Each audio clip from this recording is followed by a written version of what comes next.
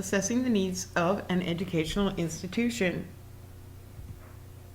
In this project, it's necessary for us to assess the needs of the school to have everyone bring their own device and no longer use textbooks. We needed to develop a plan that would incorporate a uniform platform, and we decided that Google Classroom was that platform. So our primary need was to assess what faculty and staff were going to be able to utilize, what they knew how to use, and what they needed to learn in order for this to be a successful transfer. It was important that we got an idea from the faculty and staff of any past obstacles that they'd run into using this platform, what was going on right now, and how they felt about any problems that were occurring, and any predictions that they could see that could possibly occur farther down the road when we made the complete switch. We conducted a short in-service seminar during a day of in-service training to give all faculty members an overview of the system and its capabilities.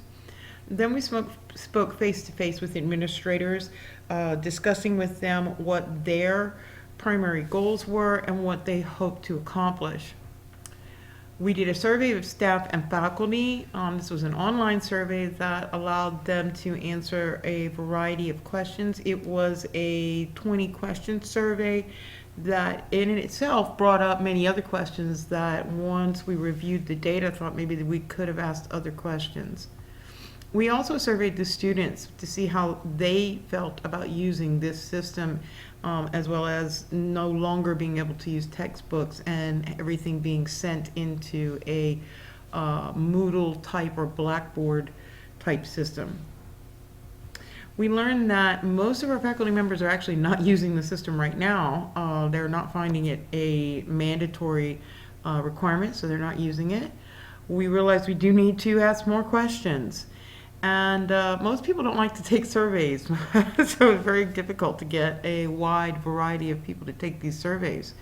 There are huge gaps between the expectations of the administration and the expectations of students and the expectations of the faculty.